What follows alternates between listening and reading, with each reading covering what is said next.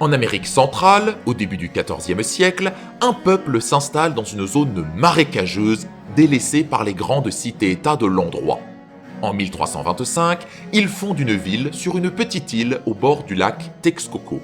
La cité prend le nom de Tenochtitlan et elle deviendra le berceau de l'empire aztèque.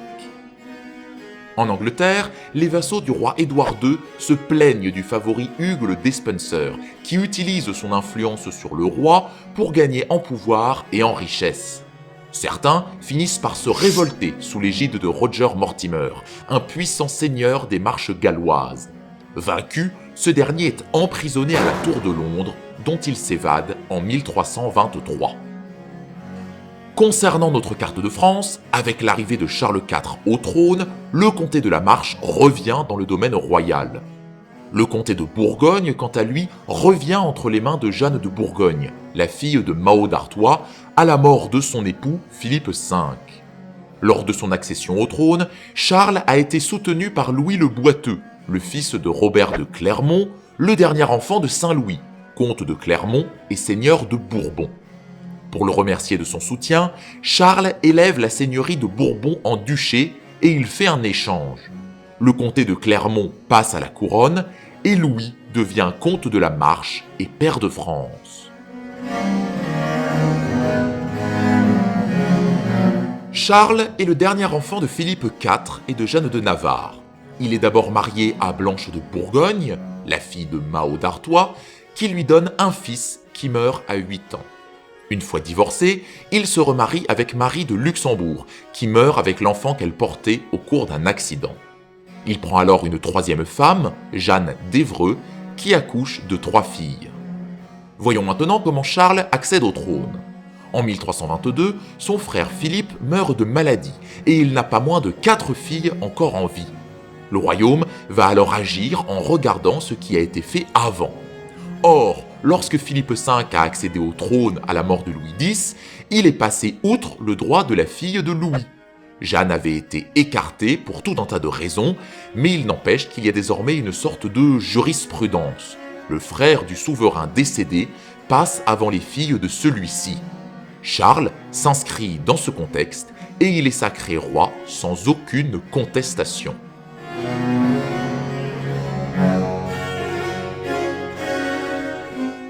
Tout comme son père, c'est le surnom de Belle qui lui a été donné, en hommage apparemment à sa grande beauté. Le règne de Charles IV n'est pas resté dans les mémoires comme un règne éclatant, et il a été semé de plusieurs révoltes et malheurs, comme la mort de la reine et de l'enfant qu'elle portait. Malgré toutes ces tentatives, lorsque Charles IV meurt après seulement 6 ans de règne, aucun fils n'est vivant pour lui succéder. Dernier des 3 fils de Philippe le Bel, sa mort amène la couronne à son cousin. Charles est donc le 15e et le dernier des Capétiens directs, qui cède la place à la branche des Valois. La descendance mâle de Philippe le Bel s'éteint, et avec elle, le dernier des souverains que l'histoire retiendra comme les rois maudits. Durant son règne, Charles se place dans la continuité de son père et de ses frères, et il poursuit l'organisation de la bureaucratie royale, la rendant toujours plus efficace, mais aussi toujours plus coûteuse. Preuve de son implication dans la prise en main du royaume, il effectue un long voyage de près d'1 an dans le Languedoc, voyage au cours duquel sa deuxième femme perd la vie. Concernant la politique extérieure, il doit se confronter aux 2 des problèmes les plus récurrents des rois capétiens, l'Angleterre et la Flandre. En 1322, le comté de Flandre passe au jeune Louis, déjà comte de Nevers. 1 an après, une révolte éclate qui réunit les communes de presque toutes les villes flamandes et Louis est capturé en 1325 avant d'être relâché. Charles IV se décide à venir en aide à son vassal, notamment pour pouvoir rétablir le calme et l'impôt qui va avec. Il tente plusieurs démarches diplomatiques et va jusqu'à faire jeter l'interdit sur la région par le pape. Charles met finalement sur pied une expédition militaire qui ne partira jamais, tant l'affaire anglaise va finir par prendre le dessus. Eh bien parlons-en de l'Angleterre. Le roi Édouard II rechigne à faire acte de soumission au nouveau roi. D'autre part, en Guyenne, le roi de France continue son travail de sape en incitant les vassaux d'Édouard à régler leurs conflits devant le Parlement de Paris, pour diminuer l'autorité d'Édouard dans son propre duché. Mais les choses finissent par s'envenimer, les esprits s'échauffent et une querelle de châtelains locaux finit par mettre le feu aux poudres et déclenche la guerre de Saint-Sardos. Charles IV confisque le duché à Édouard II et l'envahit pour en prendre possession. Les troupes anglaises sur place sont forcées de se rendre et Édouard II transige en envoyant son fils prêter l'hommage, accompagné de sa mère, la reine Isabelle.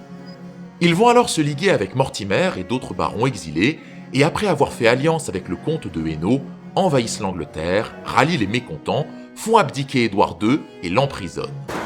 Édouard III est proclamé roi et il signe la paix avec Charles qui garantit le retour du duché de Guyenne moyennant argent. En 1327, Charles fait commander des tombeaux pour son père et ses frères et il s'éteint un an après, mettant fin à la dynastie des Capétiens directs.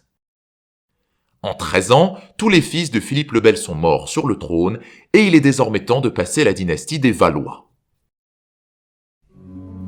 Charles IV meurt le 1er février 1328 à l'âge de 33 ans.